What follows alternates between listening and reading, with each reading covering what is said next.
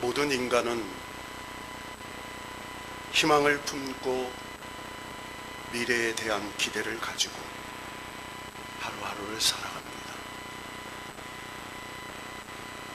그러나 우리가 꿈꾸는 희망 앞에 또 다른 절망을 느낄 때가 있습니다.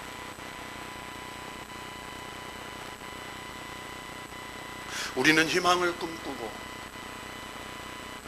희망을 노래하며 희망을 선포하지만 우리의 삶의 여정에는 때로는 절망, 때로는 실망, 때로는 낭망의 문제가 우리 앞에 놓일 때가 참 많습니다.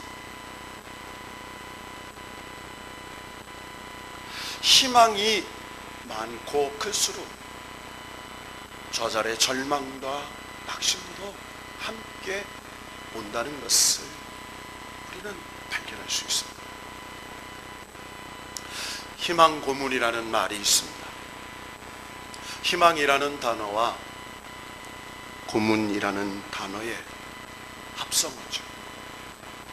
그런데 이 희망이라는 단어와 고문이라는 단어의 조합이 어울리지 않습니다. 이 말을 처음 쓴 사람은 19세기 프랑스의 환상문학 작가인 빌리에 르릴라당이라는 사람이 사용한 말입니다. 그는 그가 기록한 단편소설 희망 고문이라는 책 제목에서 이 말을 사용했습니다. 그 책의 내용은 이렇습니다. 주인공인 유대인 랍비는 고리대금업을 해서 돈을 많이 모았습니다. 이 고리대금업으로 가난하고 힘없는 자들의 재산을 착취했습니다. 심지어는 자살하는 사람도 늘어나고 심지어는 가정이 파탄되는 가정이 일어났습니다. 그는 죄로 말미암아 감옥에 갇힙니다. 감옥에서 나올 가능성이 없는 절망의 상황에 놓여있던 그가 어느 날 저녁 감옥 밖으로 나갈 수 있는 출구를 발견합니다. 그 순간 절망과 좌절 속에 있었던 그의 삶에 새로운 기대와 가능성이 온몸에 임하면서 새로운 삶의 욕구가 솟구쳤습니다.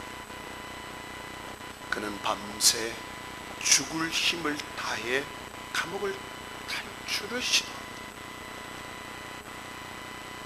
드디어 감옥의 문을 빠져나오는 마지막 순간 그는 할렐루야를 외치며 감사의 고백을 하는 순간 누군가가 그의 목덜미를 움켜잡습니다. 되돌아봤더니 그를 감옥에서 그렇게 괴롭혔던 간수장이었습니다. 그 순간 그의 모든 기대와 소망, 희망은 물거품으로 사라졌습니다. 그 사건은 간수장이 죄수들을 더욱 괴롭히기 위해서 의도적으로 준비한 또 다른 고문이었습니다. 바로 희망이라는 고문이었습니다. 우리가 살고 있는 이 시대는 희망의 불빛이 점점 사라지고 있는 것처럼 보입니다. 그래서 더 많은 사람들이 희망을 말하고 절망을 딛고 일어선 성공한 사람들의 희망 이야기를 들려줍니다. 물론 희망의 이야기를 듣고 나도 그렇게 다시 일어서야지, 나도 성공해봐야지 라고 생각하는 사람도 있습니다. 그러나 다른 한편으로는 희망 속에서 다른 절망을 발견하는 경우도 있습니다. 2007년 우석군 박권일 공저인 88만원 세대라는 책이 있습니다. 대학을 졸업하고도 정규직장을 얻지 못하고 비정규직에서 88만원에서 119만원을 받는 20대를 표현한 말입니다. 그들이 연 40대가 되었습니다. 그럼에도 불구하고 별로 그들 삶이 변하지 않았다고 합니다. 그들은 희망을 붙잡고 살지만 그 희망이 고문이 되어서 좌절과 절망으로 엄습해 왔다고 말을 합니다. 어떤 분들은 희망과 소망을 구분해서 말하기도 합니다. 희망은 자신이 바라는 것이고 소망은 흔들리지 않는 믿음에 근거한 바람이라고 합니다. 저는 희망은 우리가 흔히 사용하는 소원이라고 표현하고 싶습니다. 우리 옆 사람 한번 축복해 봅시다. 소원이 되기를, 이루어지기를 바랍니다.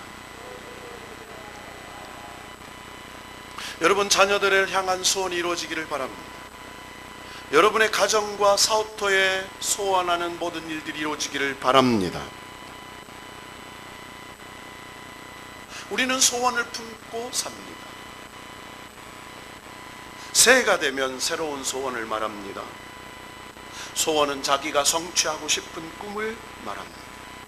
학생은 학교에서 수업을 잘 받아서 좋은 성적을 받기를 원합니다. 또 좋은 고등학교, 좋은 대학을 가기를 원합니다. 그 후에 좋은 직장을 얻고 멋진 배우자를 만나서 행복하게 살기를 소원합니다. 직장을 다니는 분들은 승진을 소원합니다. 사업하는 분들은 사업이 더 잘 되기를 소원합니다.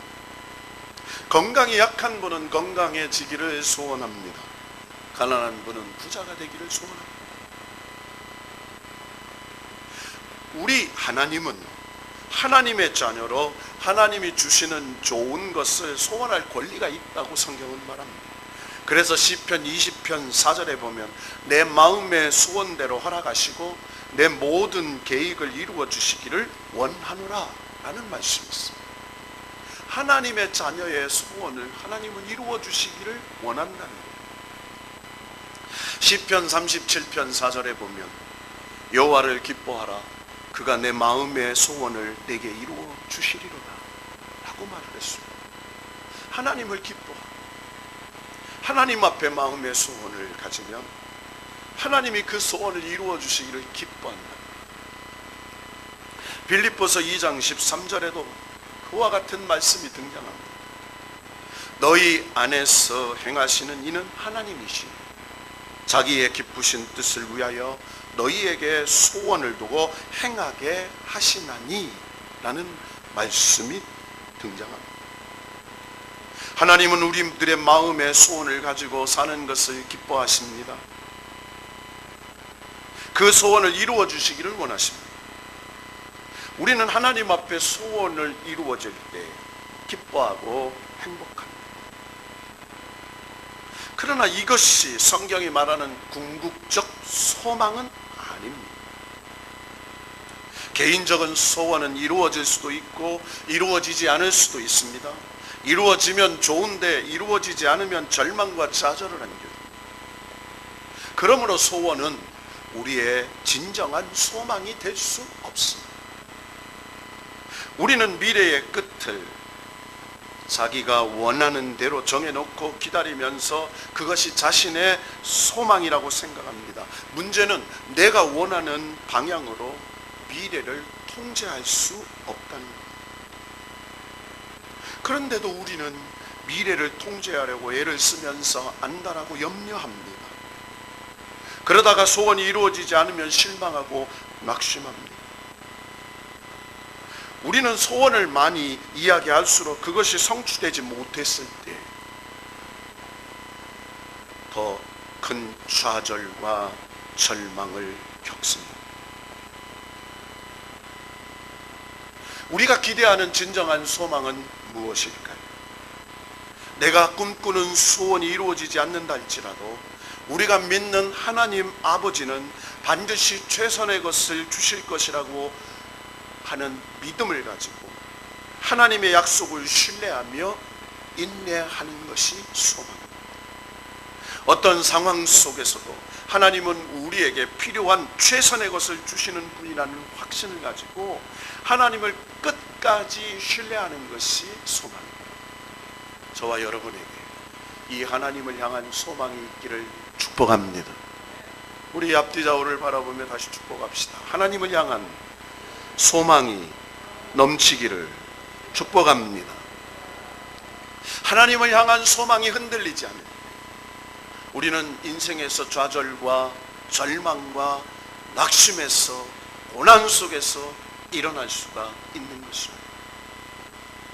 내 삶이 아무리 어렵더라도, 내 인생에 고난이 닥친다 할지라도, 내 육신의 질병으로 말미암아 내가 점점 약해진다 할지라도, 하나님을 향한 우리의 신뢰가 변하지 않고 하나님은 최고의 것으로, 최선의 것으로 우리를 이끌어 가시고 준비해 주시고 역사하시고 책임져 주신다고 믿는다면 그것이 흔들리지 않는 소망이 될 것입니다.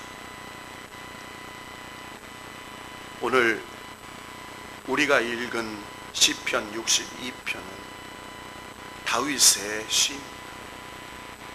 다윗의 시에 무라리 자손 3대 약사 중에 하나였던 여두두, 이 여두두는 찬송이라는 뜻입니다. 찬송의 법칙에 의하여 작시의 작곡을 한 다윗이 그의 삶에 소망을 노래했을 때 그것을 하나님께 영광 돌리는 찬송시로 만드는 시가 시편 62편입니다. 어떠한 어려움 속에서도 자신의 소원에 함몰되지 않고 절망의 늪 속에서도 하나님을 바라보는 참 소망으로 승리한 인물을 꼽으라면 오늘 시편 62편에 등장하는 다윗을 꼽을 수 있습니다. 다윗이 이 시를 쓸 상황은 이렇습니다. 사무엘하 15장 30절을 한번 찾아서 읽어보십시오. 구약성경 사무엘하 15장 30절.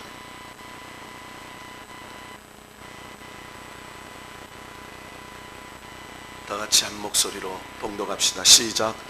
다윗이 시작. 다윗이 감난산 길로 올라갈 때에 그의 머리를 그가 가리고 맨발로 울며 가고 그와 함께 가는 모든 백성들도 각각 자기의 머리를 가리고 울며 올라가니라. 아멘. 여러분, 다윗은 하나님의 마음에 합한 왕이었다고 하나님이 말씀하셨어요. 그의 모든 삶은 만사형통했을 것이라고 생각하기 쉽습니다. 왜? 하나님 마음에 합한 사람이었기 때문에. 그러나 다윗의 일생을 돌아보면 다윗의 일생은 어렵고 힘들 때가 참 많았습니다. 인생의 가장 밑바닥에 던져지기도 했습니다. 죽음의 위기를 넘기기도 했습니다. 여러분, 블레셋의 골리앗과 전쟁에서 승리하고 사울은 천천히요 다윗은 만만이라 사울왕의 시기에 미움의 질투의 대상이 되어 왕의 칼날을 피하여 수년 동안 도망자 신세이 되죠. 아둘람굴 엔게디 광야에서 하루 한 끼도 먹지 못하는 도망자 인생이 됩니다. 매일매일 삶과 죽음의 사선에서 하루하루를 견뎌야 했습니다. 가난한 자, 핍박받는 자, 억울한 자, 자기와 동일한 형편의 사람들과 함께 아둘람굴에서 도망자 인생을 살았습니다. 죽음의 위기를 넘깁니다. 굶주림의 도망자 인생을 살았습니다. 수많은 죽음의 위기 속에 그는 믿음을 지켜서 하나님의 나라의 왕이 되었습니다. 그의 인생은 이제 절망과 그리고 고생은 끝이 났다고 생각할 수 있습니다. 그러나 그의 인생은 그렇지 않았습니다. 여러분, 모든 이의 인생은 희노애락이 반복이 됩니다. 즐거울 때 찬송하고 고난 중에 기도하고 어려움 때 하나님을 찾는 것이 인생입니다. 여러분, 영원히 가는 고생은 없습니다. 영원히 가는 즐거움도 없습니다. 고난도 끝이 있고 즐거움도 끝이 있는 거예요. 하나님의 때가 있는 것입니다. 다윗이 인생의 말년에 아들 압살롬의 반역으로 신발도 신지 못하고 맨발로 울며 도망쳐야 하는 아픔의 장면이 바로 사무엘하 15장 30절의 내용입니다. 그 도망자의 심정으로 쓴 시가 62편입니다. 여러분, 생각해 보십시오. 믿었던 아들, 그렇게 사랑하고 그렇게 출중한 인물과 지혜를 가지고 왕의 제목으로 신뢰했던 그 아들이 반역의 칼날을 먹었습니다. 남도 아닙니다. 친척도 아닙니다. 친구도 아닙니다. 자신의 몸으로 낳은 아들입니다. 그 아들이 아버지를 죽이겠다고 반역의 칼날을 뽑았을 때 다윗은 미처 신발도 신지 못했습니다. 감람산 산을 향하여 도망합니다. 너무너무 백성들 보기에 창피하여 머리로 얼굴을 가립니다. 여러분, 그 심정을 한번 생각해 봅시다. 아들의 칼날을 피해 도망가는 눈물이 앞을 가렸습니다. 그래서 다윗은 이 자신의 안타까운 심정을 오늘 3절에 설명하고 있습니다. 3절을 다 같이 한번 읽어보실까요? 시작. 넘어지는 담과 흔들리는 울타리 같이 사람을 죽이려고 너희가 일제히 공격하기를 언제까지 하려느냐. 여러분, 담이 무엇입니까? 나를 보호하는 성. 울타리가 무엇입니까? 짐승으로부터 적으로부터 나를 보호하는 울타리입니다. 그런데 그 담과 울타리라고 믿었던 아들, 담과 울타리라고 믿었던 평생을 함께한 동지들, 담과 울타리라고 믿었던 제사장 선지자들이 다윗을 향하여 반역의 칼날을 뽑고 덤벼듭니다. 다윗이 생각했대 담이었습니다. 다윗이 생각할 때 울타리였습니다. 그런데 그 담과 울타리가 통째로 흔들려 버립니다. 여러분, 이것을 인생에 흔들리는 요동치는 고난의 파선 위에 있다고 생각합니다. 여러분, 우리도 인생을 살면서 때로는 돈이 내 담이의 울타리라고 생각할 때가 있습니다. 그러나 예기치 못하는 잘못된 선택으로 친구에게 배신당하여 없앨 수도 있고, 잘못된 투자로 인하여 한 푼 남지 않을 때도 있고, 잘못된 선택으로 인하여 빈손이 될 때가 있습니다. 돈이 울타리가 아니었습니다. 때로는 건강이 울타리라고 생각했습니다.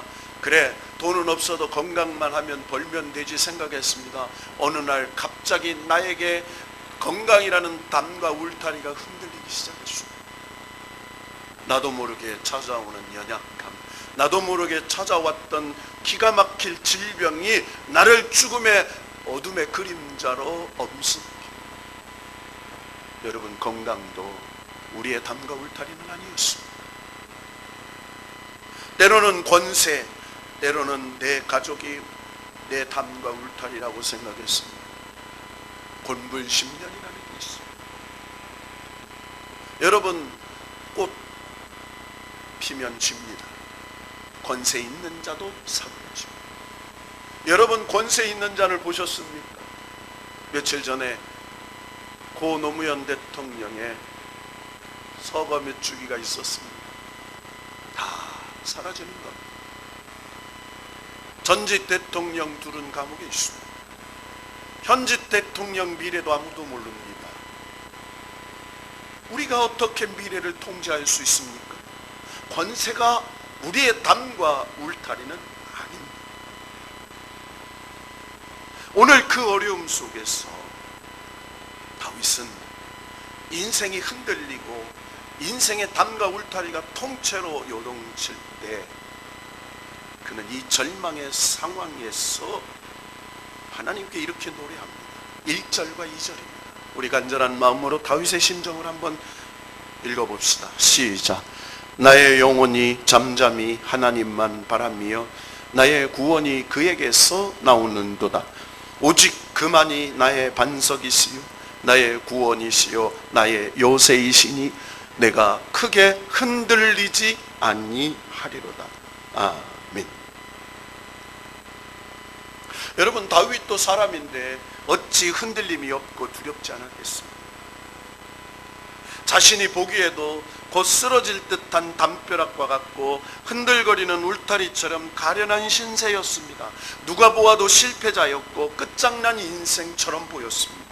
체면도 명예도 권위도 왕권도 다 땅에 떨어져 짓밟힌 초라한 도망하는 노인 한 사람이었습니다. 그 북받쳐 오르는 억울한 심정, 치욕을 안갚음하고 싶은 분노가 치밀어 오를 것이었습니다. 여러분, 사무엘하 15장 이하를 읽다 보면요, 도망가는 다윗을 향하여 저주하는 시므이가 등장합니다. 다윗을 향하여 조롱합니다. 욕합니다.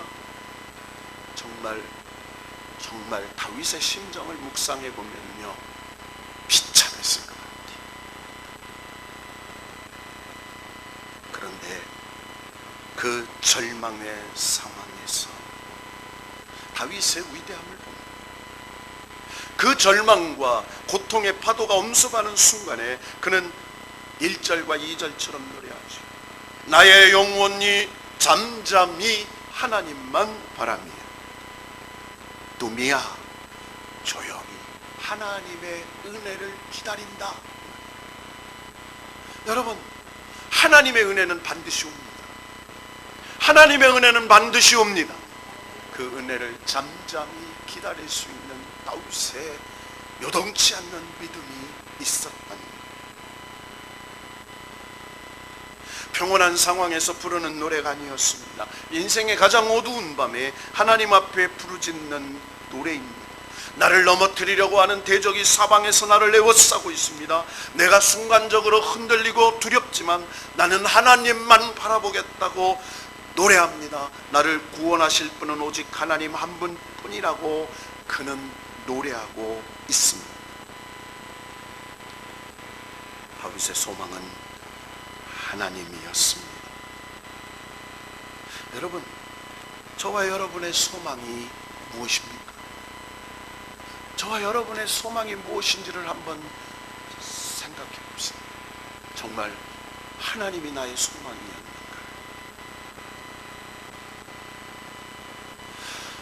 오늘 이 시편 62편을 읽으면 오직 이렇게 유난히 눈길이 쏠리는 단어가 있습니다. 2절에 보면 오직, 그리고 6절에 보면 오직 그만이 이런 단어가 등장합니다. 오직 그만, 오직 하나님만이 나의 반석이요 나의 구원이요 나의 요새시요 내가 크게 흔들리지 아니하는 반석이 되신다. 이렇게 말해요. 여러분, 우리가 인생을 살면서 흔들리는 일이 많이 있습니다. 여러분, 흔들리지 않는다는 것은 사람이 아니에요. 흔들릴 수 있습니다. 그때 흔들리는 나를 붙잡아 맬 반석이 누구냐는 거예요. 오늘 다윗은 오직 그만 이렇게 말합니다. 다른 것도 아닙니다. 오직 하나님이라는 거예요. 돈도 아니에요, 명예도 아니에요, 권세도 아니에요. 오직 하나님이라고 합니다.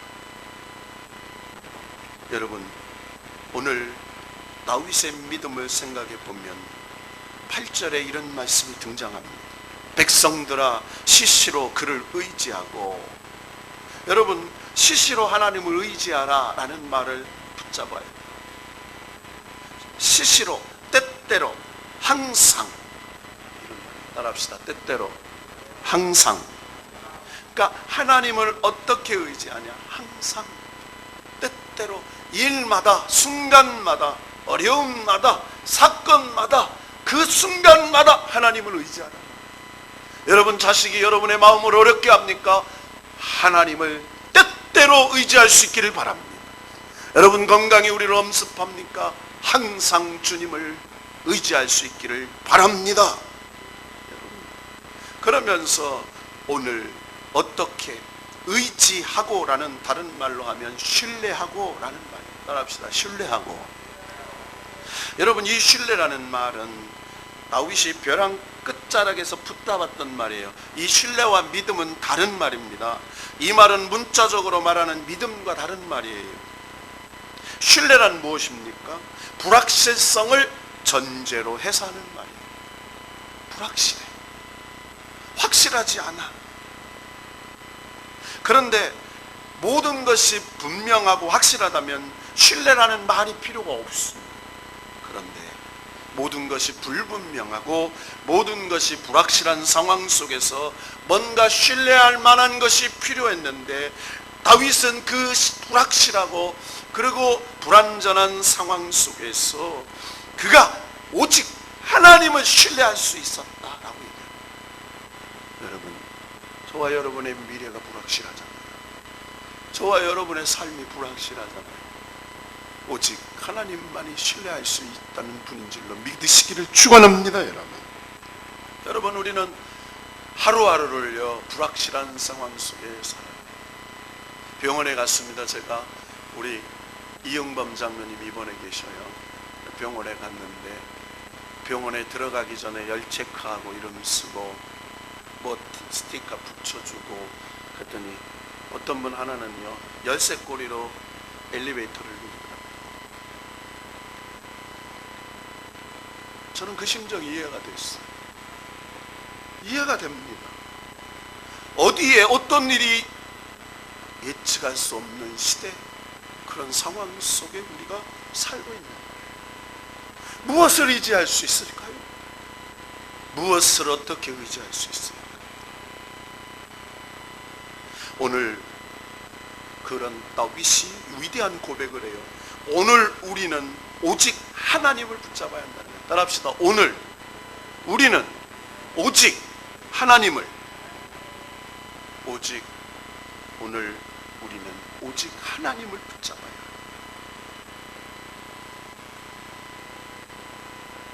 오직 하나님만이 나의 반석이요 나의 구원의 뿌리요 나의 소망이라고 말을 했습니다. 우리가 익히 아는 바와 같이 세상의 모든 것은 다 흔들리고 불안정합니다. 그럼에도 불구하고 사람은 자기 눈에 보이는 것을 의지하려고 합니다. 뭔가 손으로 만질 수 있는 것을 잡으려고 합니다. 그래서 인맥을 원합니다. 배경을 갖기를 원합니다. 지식, 실력을 갖기 원합니다. 그러면서 매번 속으면서도 뭔가 힘있고 능력 있는 사람에게 의지하려고 합니다. 이것이 나약한 인간의 본성입니다. 그러나 그러면서도 하나님은 오히려 못 믿어합니다. 하나님의 개입을 짜증합니다. 그러나 그럼에도 불구하고 말씀대로 오직 하나님만을 붙잡는 것이 중요합니다. 다윗은 그랬습니다. 오직 하나님. 오직 하나님. 다른 무엇인가를 붙들고 싶지만 다른 무엇인가를 붙들지 않고 오직 하나님 한 분만 붙잡는 다윗의 고백을. 우리 인생은 세 가지를 조심해야 합니다.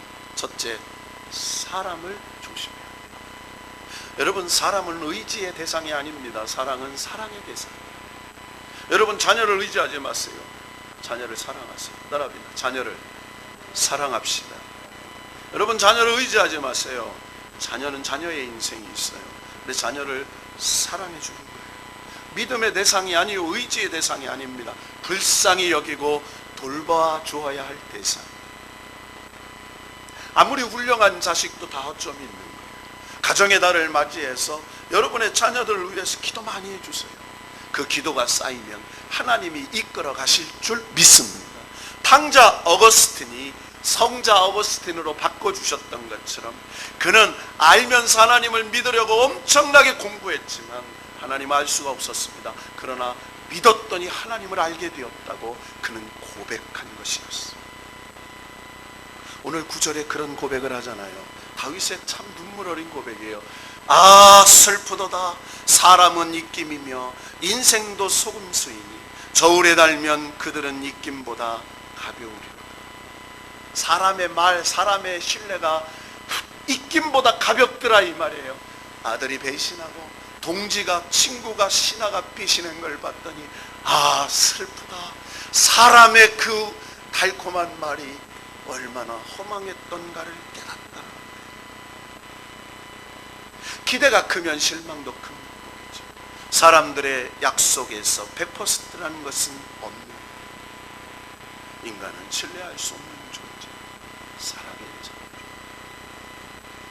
두 번째로 물질을 의지하지 말라고 얘기하고 있습니다. 여러분, 물질은 관리의 대상이지 의리의 대상이 아니에요. 여러분이 물질의 축복의 통로가 되기를 바랍니다. 우리 옆 사람 축복합시다. 물질의 통로가 되기를 바랍니다. 물질을 나누어 주는 자가 되기를 바랍니다. 여러분, 그가 돈을 어디에 쓰는가를 보면 그 사람의 됨됨이를 볼 수가 있습니다. 오늘 10절 말씀을 보면 포악을 의지하지 말며 탈취한 것을 허망하여 지지 말며 재물이 늘어도 거기에 마음을 두지 말지어다 이렇게 말해요. 여러분, 다윗은 왕이었어요. 엄청난 금은 기명이 그의 보화 창고에 있었습니다. 하나도 갖지 못하고 맨발로 도망가며 얼굴을 가리며 도망간 인생을 생각해 봤더니 아 헛되고 헛되니 모든 게 헛되도다. 재물이 헛되구나. 아무것도 아니야.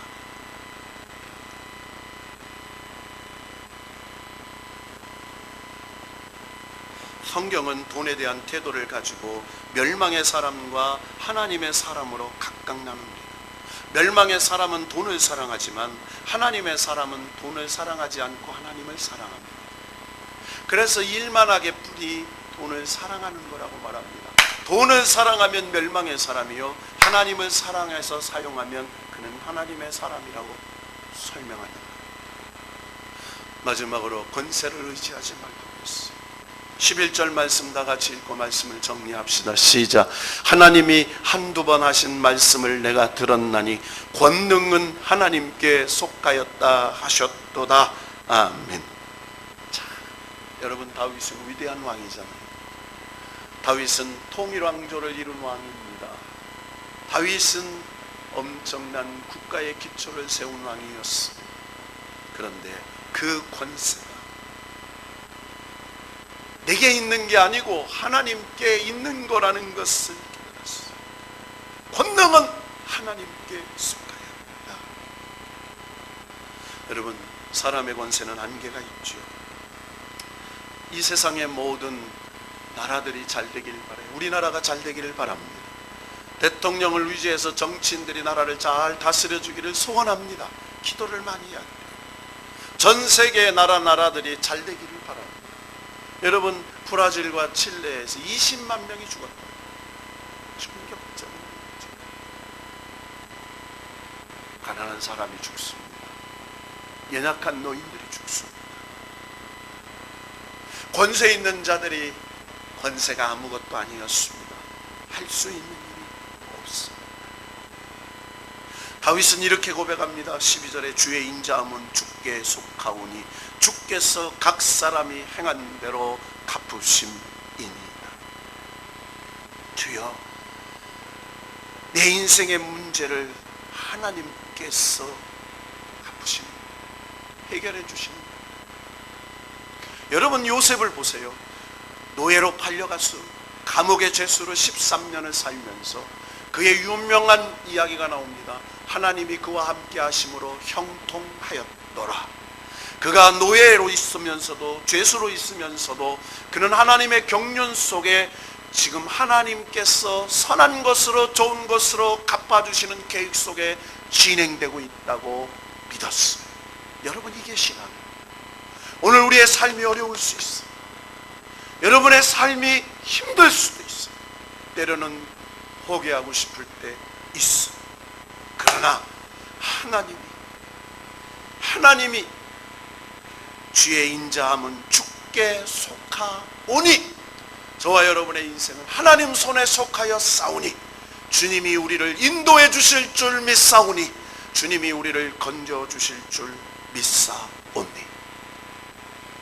다윗은 이 신뢰, 하나님을 향한 불확실한 상황에서 하나님을 붙잡았던 오직 그의 신앙 마지막 고백하느로 그는 위대한 다윗의 성분, 하나님 마음이 합한 사람이 됩니다. 8절 읽고 말씀 결론합시다. 시작. 백성들아 시시로 그를 의지하고 그의 앞에 마음을 토하라. 하나님은 우리의 피난처시로다. 셀라. 셀라는 높인다 라는 뜻입니다. 어려운 환경 속에서도 하나는 원망하지 않아요. 하나님을 높여요. 뜻이 있겠죠. 하나님이 하시는 일이 있겠죠. 하나님이 더 좋은 일 주시겠죠. 그러면서 우리가 살펴본 말은 토한다 라는 말. 내 속에 있는 상처, 내 속에 있는 아픔, 내 속에 있는 근심을 누구께? 하나님께 끄집어낸다. 하나님 앞에 간절한 애절한 기도를 드렸다, 이런 말이에요. 다윗은 위대한 다윗. 그는 머리를 가리우고 도망가면서 이 시를 지었어. 하나님, 내가 사람을 대적하리까? 아닙니다. 내가 어째 내 자식을 죽일 수 있습니다. 하나님이 기름 부은 사울왕도 내가 죽이지 않았는데 내가 사람을 대적하지 않겠습니다. 내가 하나님 앞에 내 애절한 심정을 토해냅니다. 하나님이 내 삶을 주관해 주실 줄로 믿고, 여러분 마음속의 근심, 걱정, 염려, 아픔 하나님께 토하세요. 따라해 봅시다. 하나님, 토해냅니다. 내 속에 답답함이 있습니다. 여러분, 저 목사입니다. 목사도 말 못할 답답함이 있습니다. 다 말 못할. 그때 하나님 앞에 토하면, 여러분 장로님으로 권사님으로 성도들로 신앙생활하면서 어려움에 불구하고 신앙생활하는 여러분의 답답한 심정을 주께서 하실 겁니다. 아무리 몸부림쳐도 내 자식 내 맘대로, 내 속으로 내 자식 내 맘대로 안 될 때, 답답함이 있을 때 주님은 오늘 다윗의 심정으로 끄집어내라, 토해내라. 그리하면 오직 하나님이 도와주실 것이라고 말씀하고 있는 것입니다. 시편 50편 15절에 환난 날에 나를 부르라. 내가 너를 건지리니 내가 너를 영화롭게 하시리로다. 이 다윗의 놀라운 고백이, 우리의 환경이 흔들리고 있습니다. 경제적 위기가 흔들립니다. 건강의 위기가 흔들립니다. 그 속에서 반석 대신 하나님이 지켜주실 줄로 믿고 믿음으로 승리하는 우리 모두가 되기를 주의 이름으로 축원합니다.